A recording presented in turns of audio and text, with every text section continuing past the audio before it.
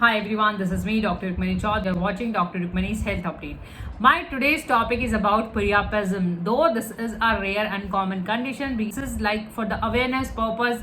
So this has to be discussed that this is the case of Priapism. You have to visit your doctor. So Priapism is a rare and common disorder, and it is like involuntary and prolonged painful erections. Usually last more than 4 hours. So this is a case of Priapism.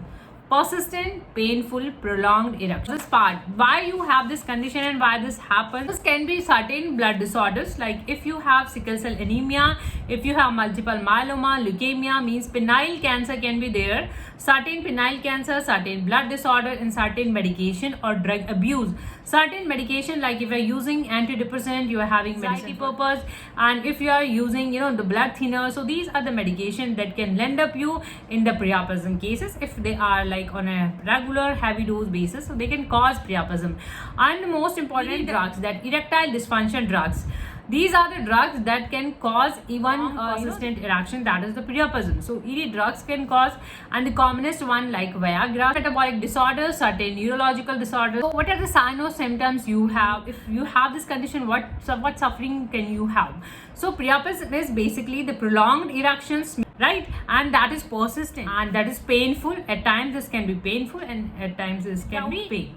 So these are the symptoms. Rest can vary, like even you can have without pain, erection without pain, and that is involuntary, means without sexual arousal. So you can diagnose the condition. Are there any kind of test that is done? The condition is usually self-diagnosable. You can yourself diagnose the condition that you are having involuntary erection without even sexual arousal, and you are having these are the persistent, these are prolonged, and these are painful.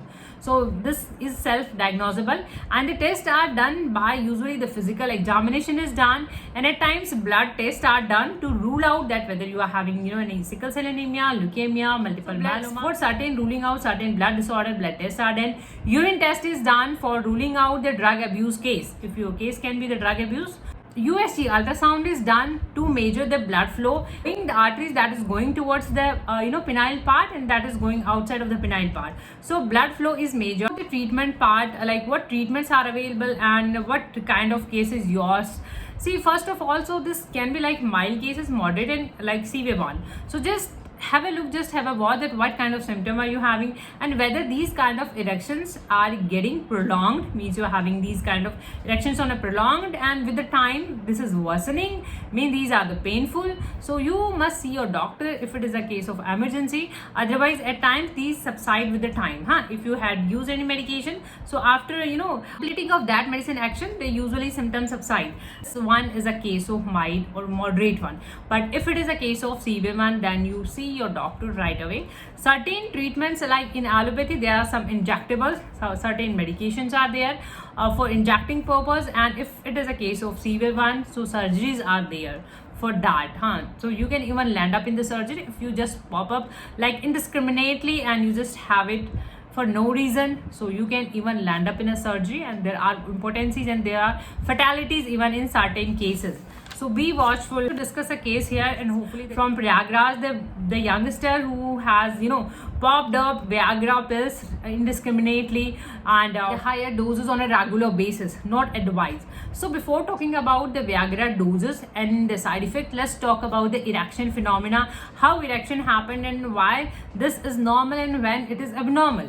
So usually what happens, there is a center, that is sexual centers in your just below your pituitary, that is hypothalamus, and usually once you are stimulated like physiologically or physically, so that center sends the signals to the penile part through the nerves, and you just there's a stimulation, and there is a blood flow, the more blood flow towards the penile part, so the organ is filled with the blood and there's an erection. So this is normally happens, and there is an enzyme that is called PDE5 enzyme, and that usually control backs the phenomena, means after a while your erection should get normal down, obviously. So for that purpose there is an enzyme that is PDE5.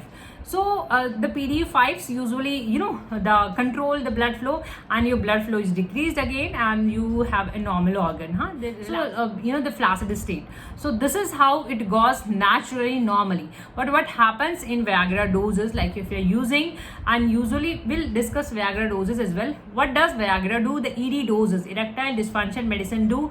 They usually blocks this enzyme, this PDE5 enzyme, and if they block this enzyme, there will be no like cutting off the blood circulation, and there will be the blood over there, and there will be the prolonged erection. So this is the phenomena that blocks the enzyme, and that enzyme does not work properly.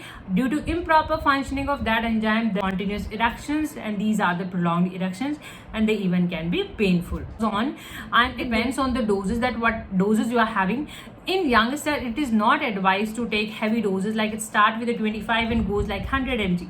So it depends on the patient's even factors, that how old you are, what is your body weight, and how severe is your case. It depends all the factors. So just don't pop up medication for no reason. Just don't do that. Even you can land up in like impotency or the damage and destruction to the organ, and even fatality at times if you're using certain blood thinners. See your doctor, and if these erections are painful, they are prolonged, so you need to see your doctor. In allopathy, we already informed you that there are the injectables, there are surgery medicines in urine. So in argentum nitricum, these are the homeopathy medicine. They can be different in color, different in the form, but just go with the medicine name. 30 or 200 potency. Start with the lower dose and just have with the help of dropper 1 or 2 drops. And argentum nitricum is given when you have blood in urine and there is a pain while erection. So these Agnus castus is given in even impotency cases, and prolonged erections means you are having a prolonged erections, and yes, there is an impotency, no ejaculation. So in that case, you can use Agnus castus in 30 or 200 potency, 1 or 2 drops twice or thrice. Caladium is given when you have your cases of balanitis, painful burning urination.